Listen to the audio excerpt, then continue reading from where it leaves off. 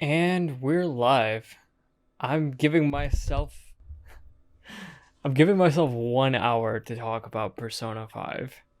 So, Persona 5 was a game that I stumbled upon in 2018.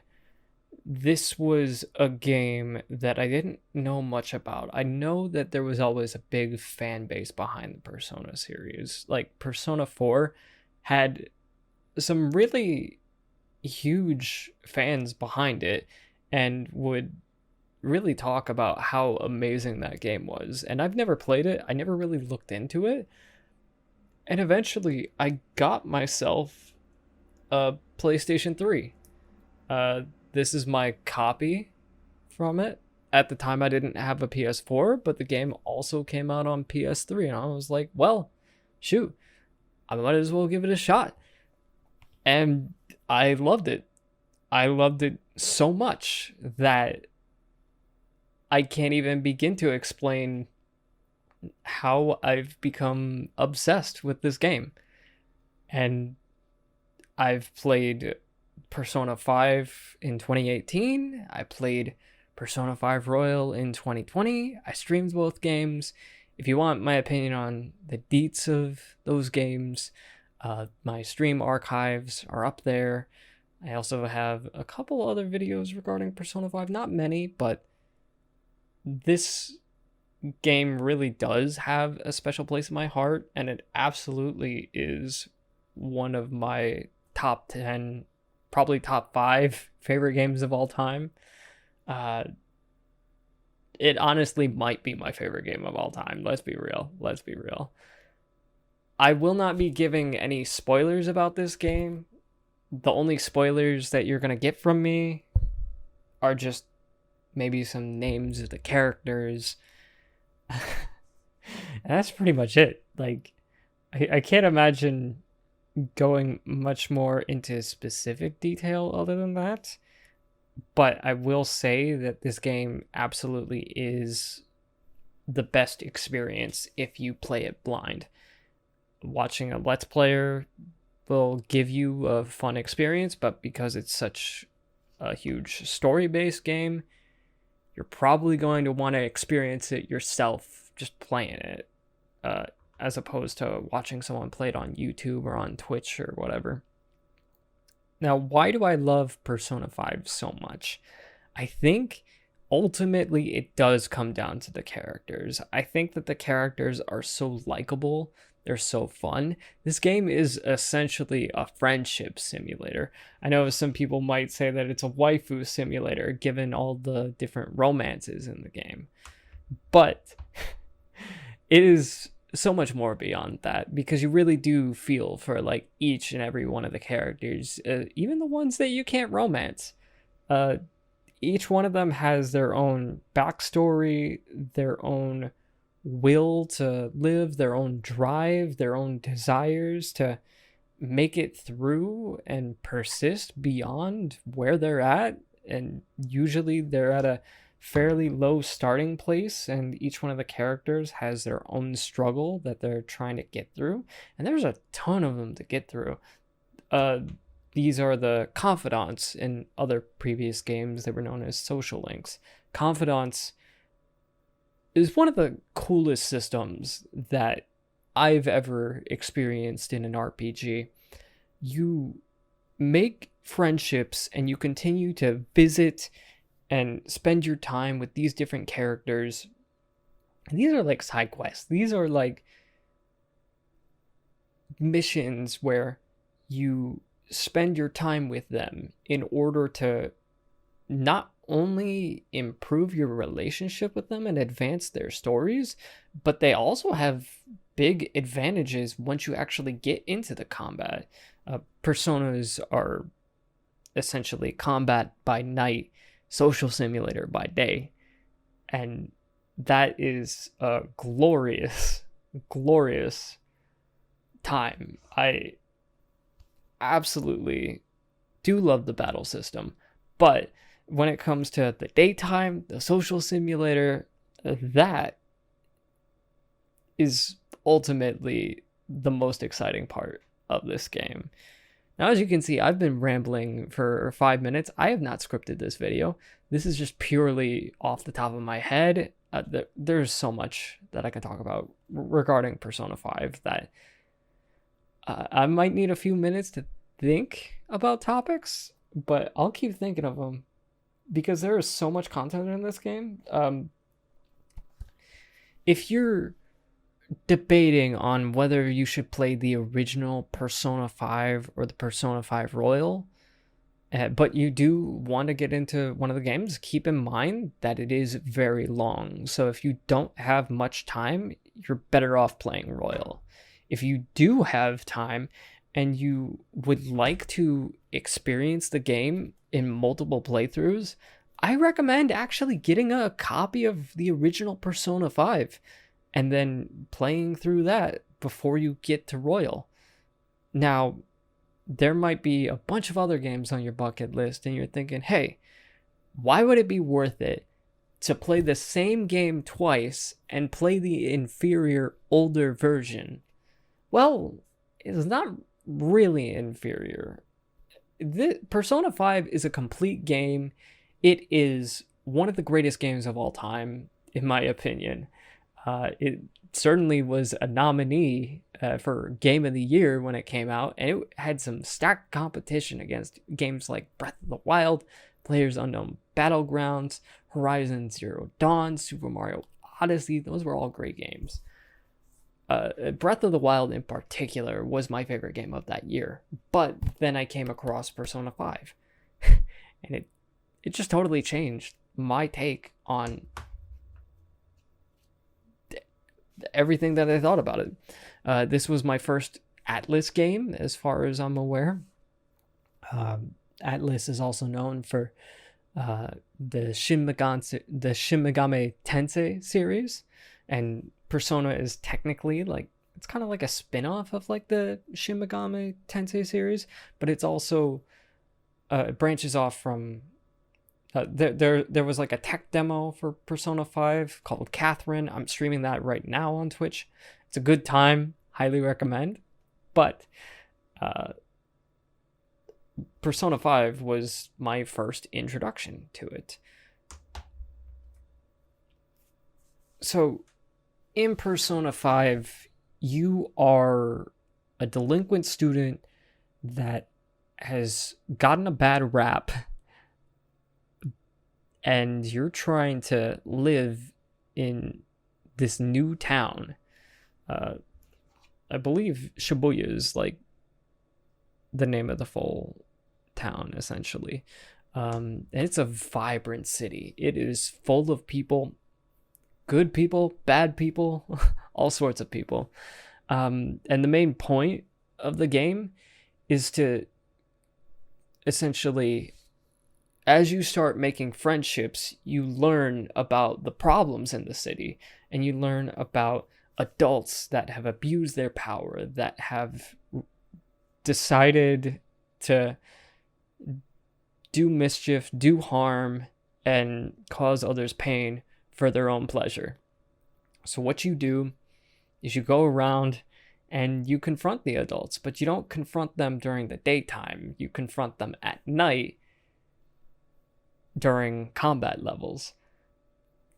The combat levels are palaces, which are typically known as dungeons, and different adults have different palaces. The more corrupt they are, the chances are they have some sort of palace where you have to defeat shadows, defeat all sorts of enemies, and essentially change their heart.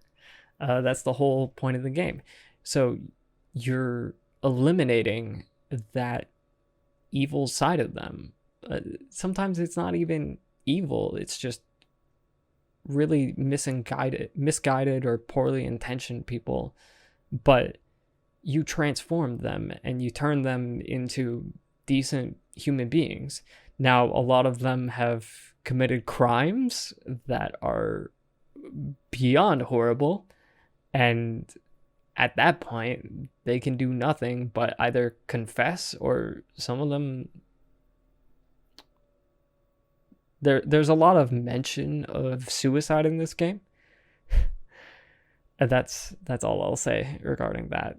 But there are, if you're sensitive to suicide, it definitely is like a touchy subject, and there's also sexual abuse. This game is rated M for mature for a reason. It is a dark, but also really fun game. There's a lot of lighthearted moments, but there's a lot of heavy emotional moments in it.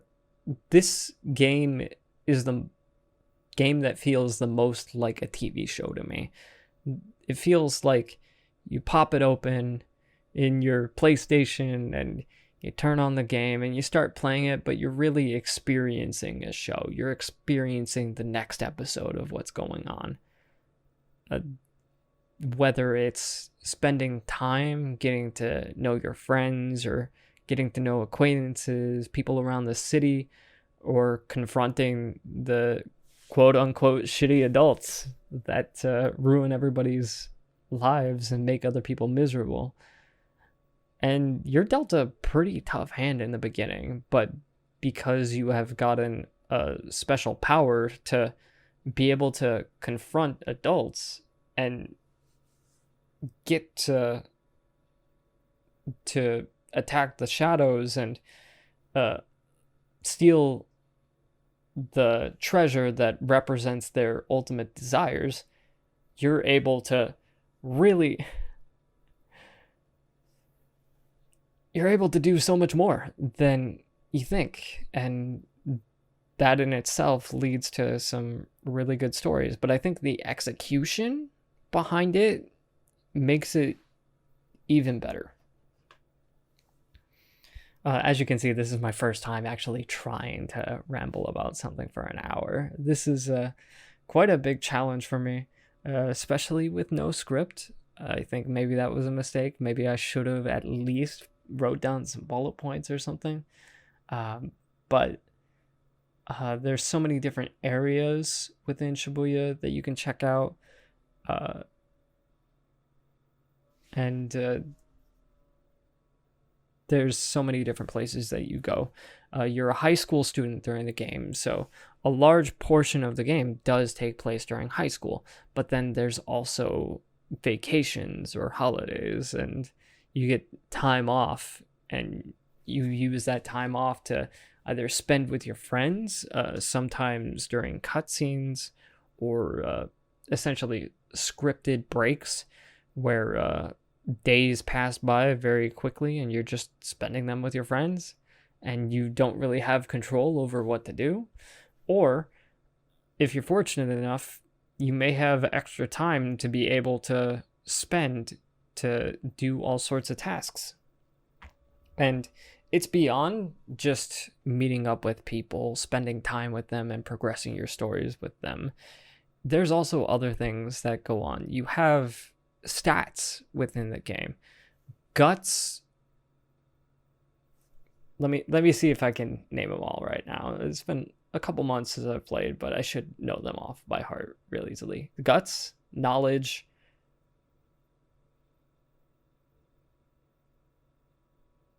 proficiency,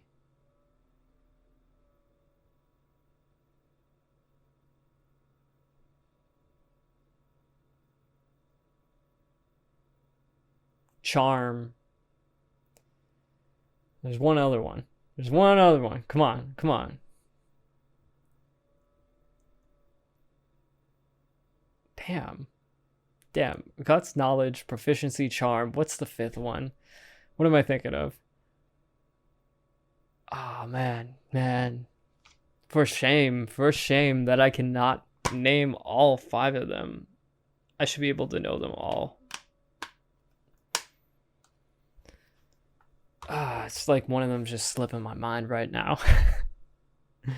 But regardless, you have the different stats that you use to essentially build progression of your character. It's as if you're in the real world and you have to grind out certain abilities that you're trying to work on, whether it's your physical strength or your mental ability. or your social ability. There's all sorts of different ways that you're able to grind in this game. And that makes it very exciting. But grinding stats is very slow. It's a very long process, and you don't necessarily know when you're going to be able to upgrade them. There are ways that you can preview how far you've gotten within your stats. You can go visit the bathroom. I wish I knew that on my first playthrough. All you have to do is go into like the school bathroom, and then it'll preview your stat abilities and let you know. Kindness, that's the fifth one. Kindness. And that'll let you know essentially how to progress and like how far along you've come regarding your stats. So it's a little bit of a guide within the game, but it's pretty generic because it'll tell you like, I'm not quite there, or I'm almost there, or something along those lines. Maybe I'm mostly there. There's I don't remember the exact quotes, but that's essentially it. It's like, I'm not quite there, I'm mostly there, I'm almost there, to upgrading a specific stat. And it'll give you the preview of all 5. So it's nice in a way because it gives you something to grind towards, but it's not a stat that you're always looking at. It's not something that you're going to pull up in the menu and be like, okay, I need to do this 3 more times. You don't know. And I love that. I love the mystery behind how much more do I have to give towards this stat in order to progress. You don't know.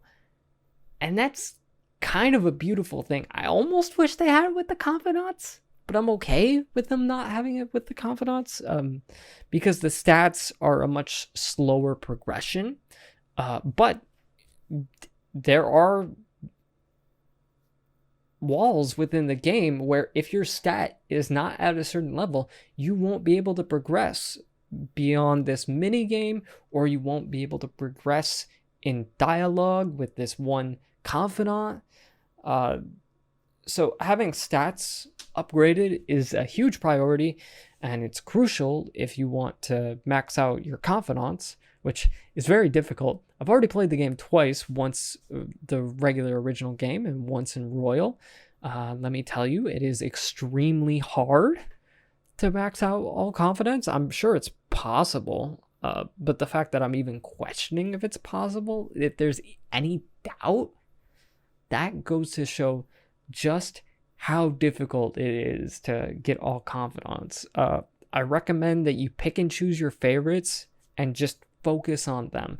But keep in mind that different confidants have different abilities, and the more that you max them out, the more you'll benefit in the game. And it's not always combat related abilities. Sometimes it's daytime abilities. For example, one of the confidants, I won't say which, gives you additional time available during the day after a completed mission, but it's only towards the end of the confidant. So most of the time you're going to be struggling with game limitations with how much time you have.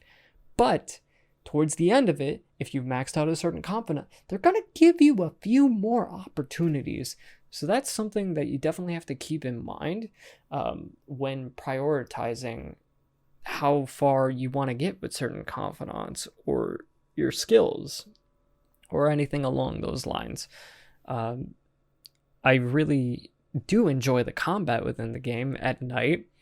You recruit different members in order to join your team. You become the Phantom Thieves, and your mission are to steal people's hearts or to steal their desires, essentially. Just corrupted people. You don't worry about innocent people, and you don't want to kill them. You want them to suffer real punishment. You want them to confess their sins, stop their crimes. You want them to go to prison if they deserve it. So this definitely is a moral, but it's also a bit of a vigilante style situation because they're taking control of their destiny here. It's not like they're just... It's not like they're going to the local authorities and reporting certain evidence. Most of the time, they don't even have evidence, or if they do, it's very limited. There's not much that you can prove with it. Some of the interactions were them spying or just being around during the situation and experiencing it firsthand, but they don't have any proof. What are they going to do? And the consequences are severe. So you have to make sure that you do complete the palaces. There is a deadline for each of the palaces, which is extremely cool. You can't willy-nilly take your time during, even though there is a literal quote during the loading screens that says take your time. You can't just take your time, because if you do, the palaces are waiting and they're gonna be difficult to finish. An expert can sometimes be able to finish a palace within a day. You're probably going to need 3 to 4, maybe 5 days in order to complete a palace. And some palaces are impossible to complete the first day because you have to retreat once you hit a certain point. And the crew is like, okay, we hit this roadblock. Sometimes there's a roadblock within a palace where you have to complete something during the day in order to get past it. Like,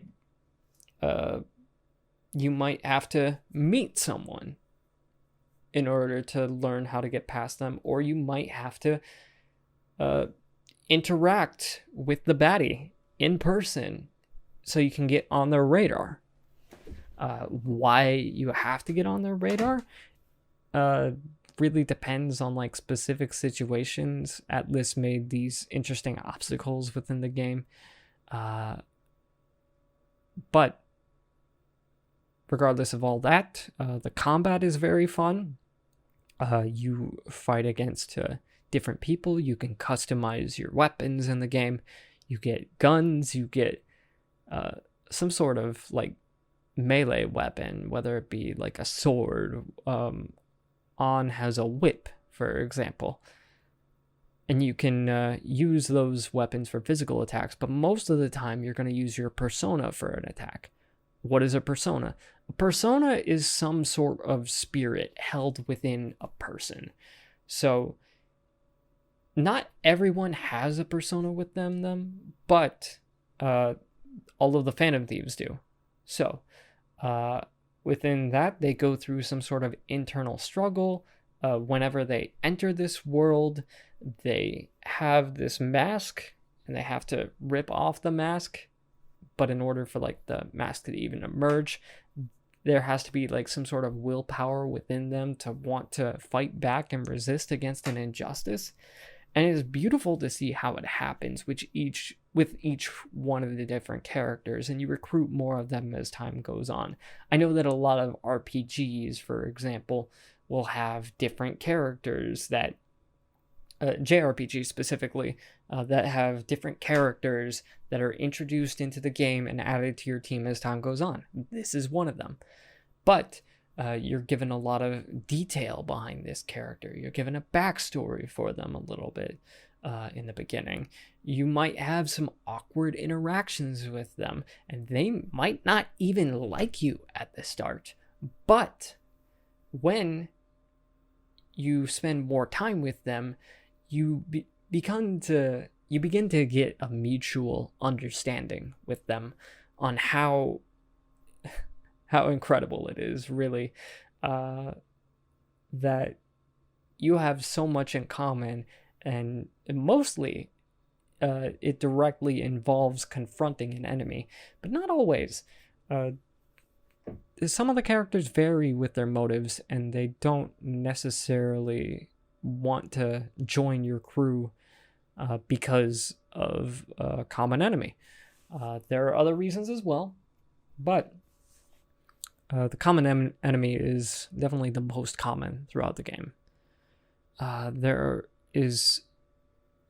are some very interesting antagonists in the game, and most of them are adults that punish you, that are threatening you with very serious actions that can cause a lot of distress. And they're very intimidating in real life, and they have a lot of power. These are not people that you necessarily want to mess with. And the stakes get bigger as time goes on. You think of the whole Super Saiyan 1, Super Saiyan 2, Super Saiyan 3. It's kind of like that with the enemies, but in real life. You're thinking, okay, this guy's got a little bit of power over me. I'll get a little bit of punishment. Then the next one has a more severe punishment. The next one has an even more severe punishment as time goes on. It's very interesting to see the consequences and the stakes of the situations that the different characters are in, including the ones that you meet along the way, are incredible. And it just adds to the different story. It adds to the dynamic of the different characters and how they're willing to fight for their freedom and against the enemy. And it's pretty incredible. The music in Persona 5 I think it's the best soundtrack out of any video game ever. Aside from like a Smash Brothers game that has soundtracks out of various series,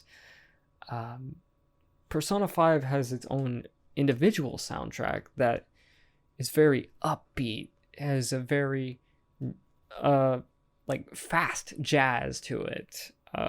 It's very hyper. You hear sometimes full orchestras behind the music, and I know that there's other games that use orchestras as well. God of War is one that comes to mind that does a very good job with its composition, and nothing against those types of games, but this whole game is just filled with style, as the completionist said. I remember from one of his videos, style was a theme essentially from this game.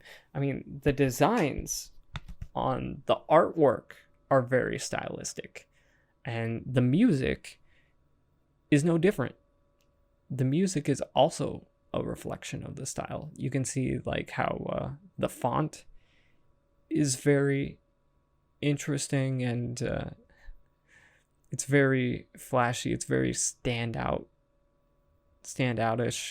They avoid what we see in design a lot today, with everything being simplified and toned down and minimalism. This takes away from that. This goes in the opposite direction, and I'd love to see it. The intro of this game is a pretty good reflection of the style that's going to be throughout the game. But I mean, it's not just in the cutscenes, it's also in the menus, it's in the battle sequences. Whenever you see text, it's going to be present, and you're going to come across it, and you're going to love it. And in addition to the fantastic music, the fantastic style of the graphics, the voice acting in the game is pretty good. I think English dubs of video games have gotten very good lately. And the team behind Persona 5 is no different. I have sunk like 100 hours into this game, and if they had poor voice acting, it would be an incredibly disappointing experience. I think about how many video games are great, but the voice acting sucks, and tends to be in older video games, but it can be something that can be a real drag. But the voice actors reflect the characters beautifully. They give them a vibrant personality. They give them expressions that actually fit their moods. It's a great thing to see, and it helps you grow attachment with the different characters. I can't imagine playing this game subbed. It just doesn't make sense to me. It doesn't work for me. I wouldn't get the full experience. I'd still probably enjoy it. I probably enjoy it quite a bit. But I feel like when the game is in your language, you get to have a more authentic and full experience when the voice acting is done well. And I know that voice acting is for dubs have gotten a bad rap, but I think times have changed and we've gotten a lot better at it. And whether it's been anime or video games or whatever, dubs have gotten better, at least English dubs. I can't speak for other languages. I have no idea what the French dub of Persona 5 is like. Don't ask me. I don't know. But it's so cool. And it helps really generate such a wonderful time for getting to know each one of the characters. I'm going to do that from time to time. I'm going to hit the mic stand. I apologize. I really wish that I bought a physical copy of Persona 5 Royal, and I kind of want to fork over the $20. Like, I see it like available for like $20 at Best Buy, just to get my hands on a physical copy of the game, just so I can see it on my shelf. Am I crazy? I bought Persona 5 Royal digitally so I could play it immediately, but also because COVID happened and I was nervous about going to stores. I'm not as nervous anymore because people understand precautions better, most people. But at the time, I was like, shoot, I don't want to go to a store and potentially catch it, and I was incredibly nervous about it. But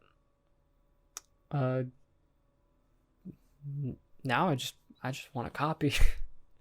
I look at my game shelf. I look at all the different great games that I've gone on there, and it feels like Persona 5 Royal is missing because it is by far the favorite out of all the games that I own for PS4. But I bought the digital copy, and I really wish I didn't. I definitely recommend getting your hands on a physical copy anyway, because it's going to be cheaper. The digital copies always sell for more, and you can get physical copies on sale pretty easily. Oh, that's right. Yeah. So the game is actually still in my PlayStation 3. I haven't played a PlayStation 3 since this game, which was like 2 years ago. So it's been sitting in there for 2 years. I should probably open it up and remove the disc and put it back. I just haven't done that. I want to get to some of the other Persona games. I've played a little bit of Persona 4, but I think I'm going to move over to Golden.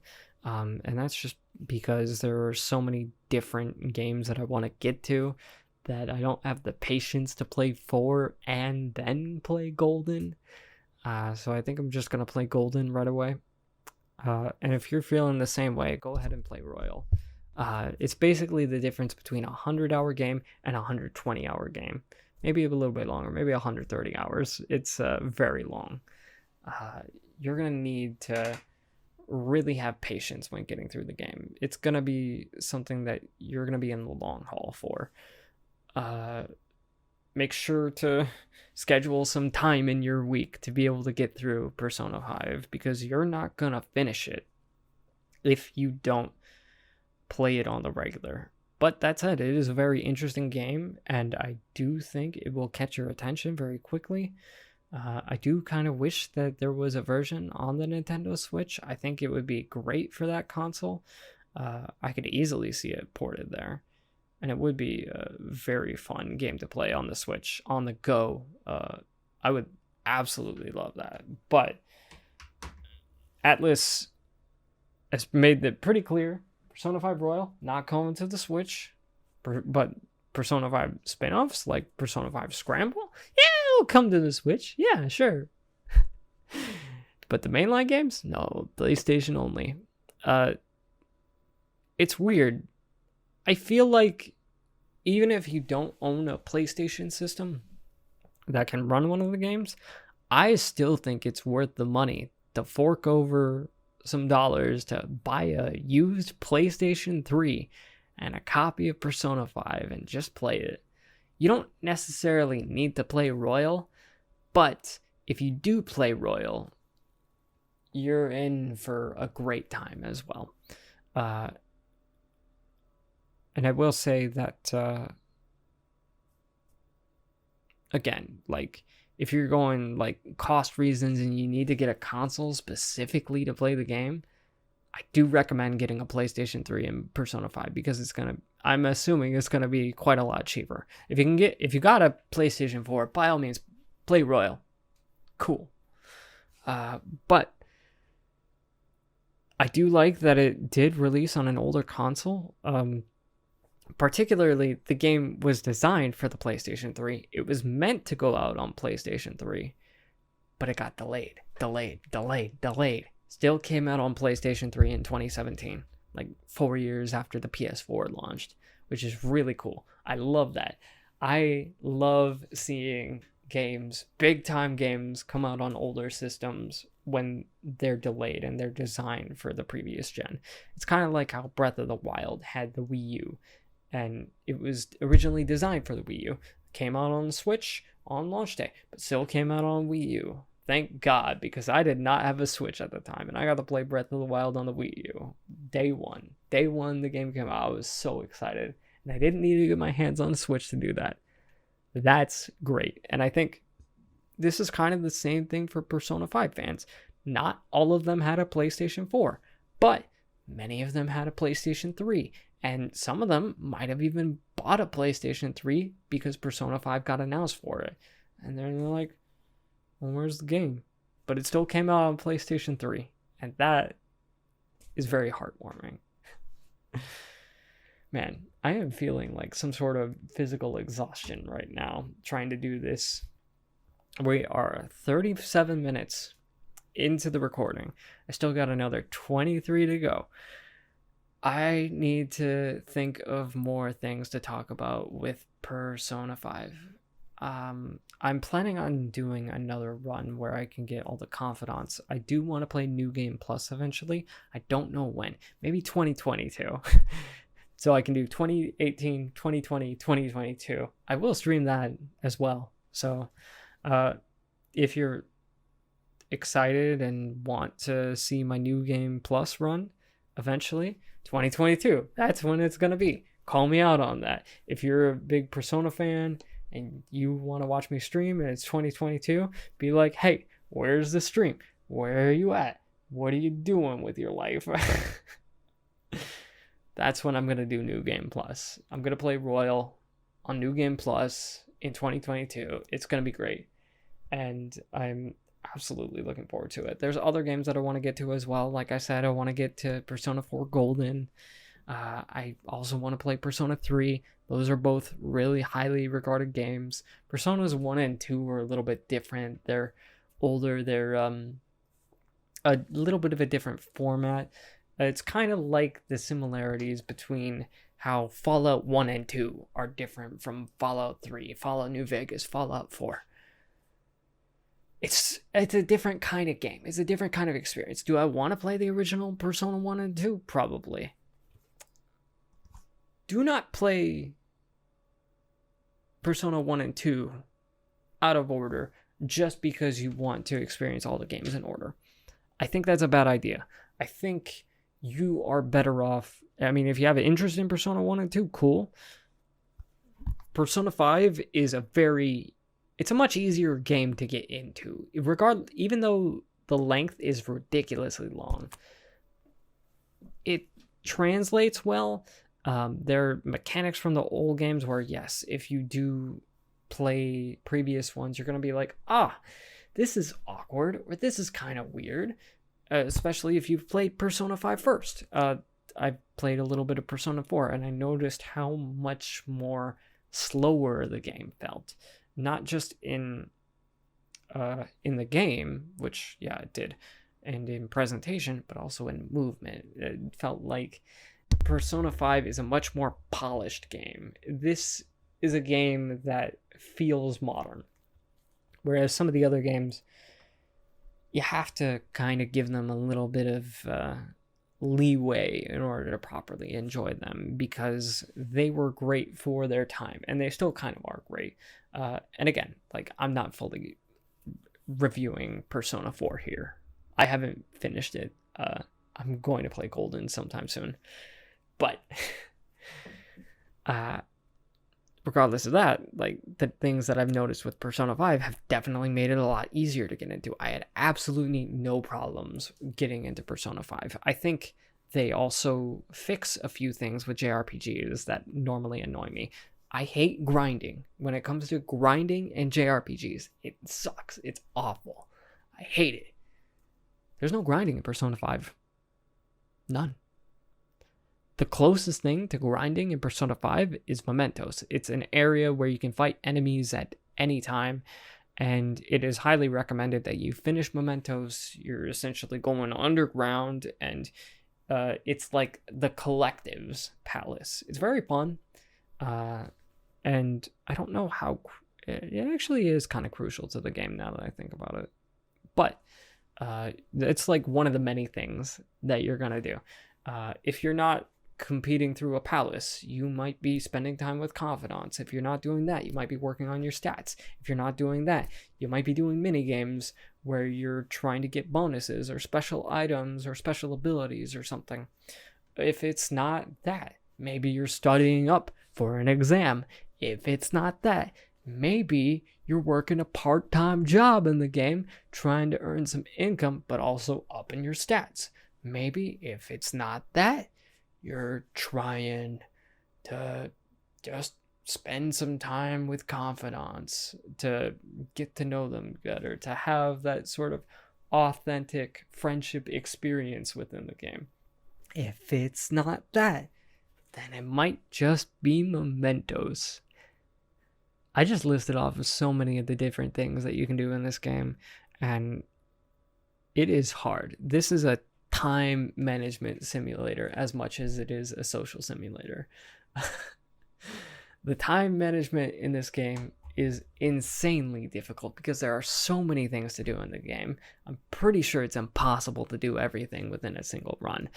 I'll see about it in New Game Plus when I actually play it. You might not feel satisfied with your first playthrough because of all the things that you did not get to do.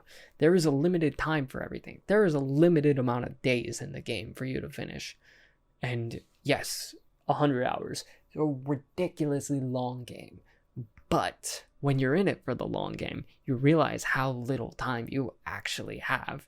You have certain days that are dedicated to the palaces that have to be done no matter what. You have days that are taken off by events happening in the story where you don't have any control over what's going on. And then you have specific holidays where something specific is going on and you're called up and you're like, hey, we got to go to this place just to hang out because we're buddies, we're friends. You're a high school student. You're spending time with friends. You're having social experiences. That is an unbelievable, fantastic time. I love it so much. But again, it's your choice what to do with your time. What are you going to do? And you should absolutely, first game, while I do recommend certain things and certain ways of playing, you should play the way that you want to play the game. The first time around, at least. You should just go into it exploring the city and figuring out all the different places and what you can do.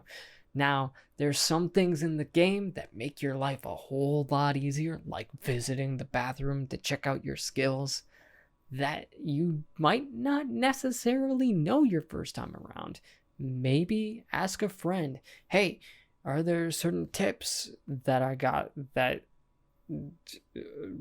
would help me experience the game better?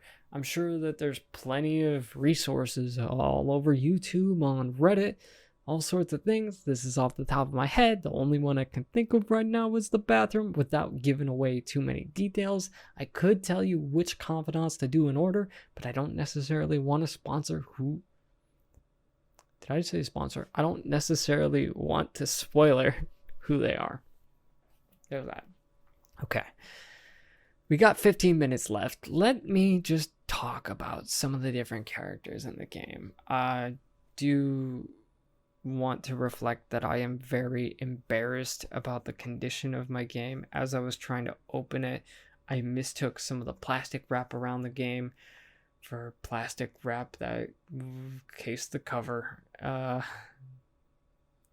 It's in very poor condition, but I still love it. It still warms my heart. So, take a look at that. Look at the tape. You can see that it's kind of busted up here in the corner a little bit. Let me introduce you to some of the characters in the game. So this is Ren / Akira / Joker. You might know him from Smash Brothers. He is the main character in the game. He's the troubled kid that isn't actually troubled, but has the reputation for doing so. Blondie over here is Ryuji. Ryuji is pretty much the first friend that you make in the game. He's your right-hand man. He's with you from the very beginning. He and you enter the first palace together, and you're essentially he's the first one that kind of discovers his persona when you do, and he is an absolute blast to be around. He's funny, he's athletic, he's a bit mischievous. He gets a bad rap with some of the other characters. They like to tease him a lot, but I really do love him. He's a fantastic character, definitely one of my favorites. The cat here is Morgana, though he will say he is not a cat. He's got a thing about that. He is very insistent upon not being called a cat, but he's essentially the mascot of the game. He's the cute animal character that is attracting sales, and he's really fun to be around. He may get into mischief every now and then, but he essentially guides you through the palaces and walks you through, hey, what's going on in this area? And he helps you out. He gives you information to keep you in the know and fights alongside you, which is really cool. I know that Teddy from Persona 4, as far as I know, he does not fight alongside you, but he's still the mascot and he still kind of like guides you. So Morgana is like a Teddy, but he's more useful. He's got a lot of uses, actually, and it's incredibly cool. An is the popular foreign exchange student girl that gets a lot of attention. She's a model. She's really pretty. Blonde hair, blue eyes. Again, she's a model. She does have a lot of issues with creepy guys trying to hit on her. It goes over that discussion quite a bit. When it comes to sexual assault or sexual harassment, that's very present throughout the game, even from some people that aren't bad people, but they do a few things in the game that you might not necessarily like them for. But she's very resilient, and she's very determined to join the crew and become a part of the Phantom Thieves. This guy right there, that's Yusuke. He is an artist. He spends a lot of time working on paintings and trying to take inspiration from within to the outer world to share it with everybody through the expression of art. He is a very interesting character. It's kind of hard for me to describe him. He seems like he seems like sometimes when he's talking, he's spacing out and he doesn't understand how the world works a little bit. He feels like he knows very little about things that should be pretty commonplace. He does not have common sense. He has very little understanding of priorities, and yeah, he's a bit of a weirdo, but we still love him. Makoto, that's her. She is the smart girl, class president. She spends a lot of time at first kind of confronting you and being like, hey, what are you up to? She's kind of sticking her nose in your business.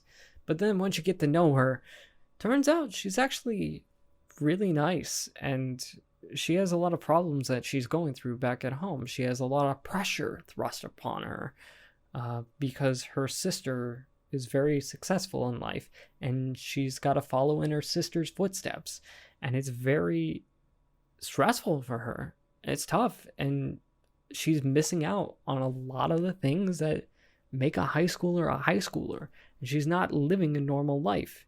So you get a chance to introduce some of those aspects to her, whether it's just having fun, exploring the city, improving her social skills. While you improve your social skills, you improve her social skills as well. She's a huge favorite among a lot of Persona 5 fans, including myself. I'm a big fan of Makoto, and I definitely appreciate her character a lot in particular. Here's Haru. Haru is a rich girl that goes to high school with you, but she lives a bit more of an isolationist lifestyle. She doesn't have many friends. She doesn't know many people her age. Most of the people that she talks to are her dad's employees, pretty much. So she doesn't know. She knows some kids in her high school, but she doesn't know a lot of them.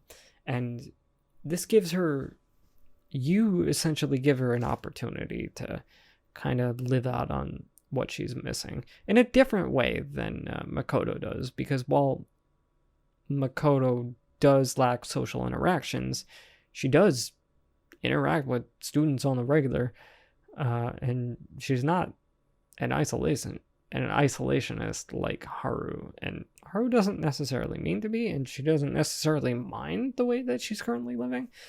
But once you introduce her to new concepts and get her to think outside the box a little bit, you begin to understand, oh, this is why she's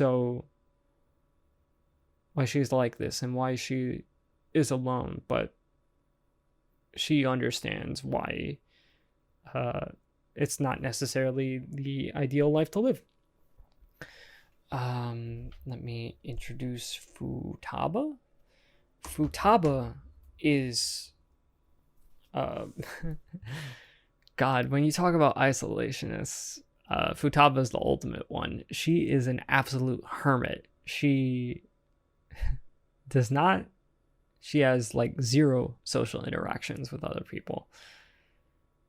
I'm beginning to realize just how much these characters have in common with social misrepresentation or social misunderstanding, and how they don't necessarily fit in with other people throughout the world. Just talking about them all like this and trying to describe them. Futaba is a genius. She is incredibly smart. She is also super young. She's not even in high school yet, but you know her because essentially your landlord is her father. And you don't really get to know her until mid-game, but when you do, she's very different. She's very niche, and she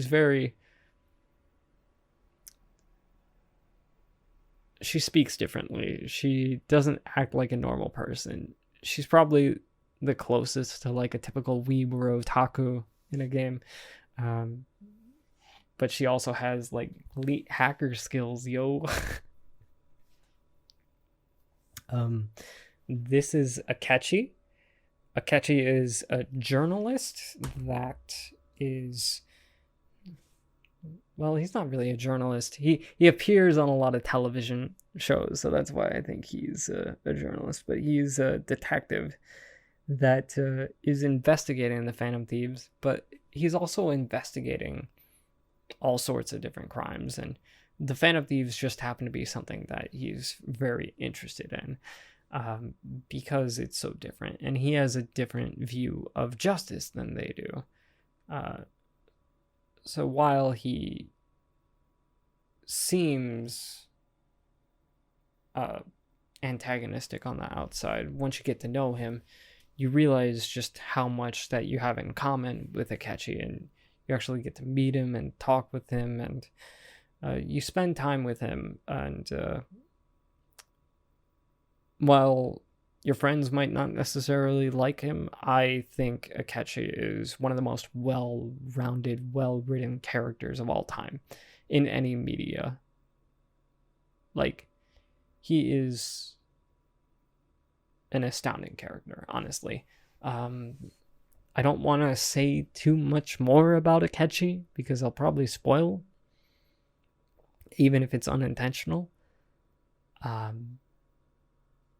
But he is a fantastic character, and he is much of the reason why Persona 5 hits so strongly with me as opposed to other games, and it's a beautiful experience.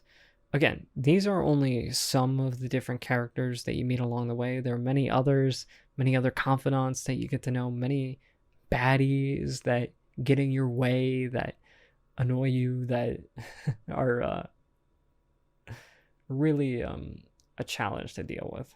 But getting to know these characters, getting to spend time with them, getting to experience this time management simulator is quite the experience. And I experienced it twice. I absolutely loved it both times. I don't remember if I cried playing the original Persona 5, but I definitely cried playing Royal.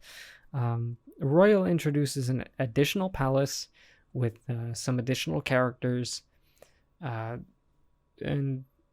yeah, it's basically like a game with DLC, not just at the end, but also sprinkled out throughout the game. And it's pretty cool to see. And it definitely feels natural. Like, it doesn't feel like it was just shoved in there. They really took their time and made sure that the additional parts of the story that were added were worthwhile and fulfilling. And I just love this game so much. I absolutely recommend that you pick up a copy, even if you don't have a console that can play it.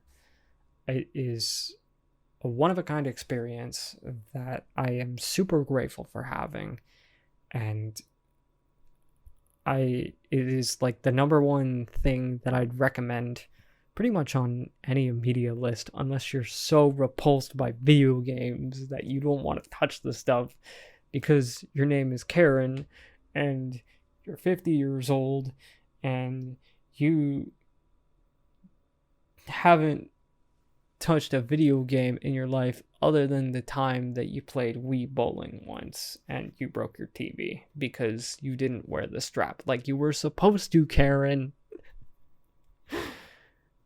This has been 1 hour Me talking and being overjoyed with Persona 5.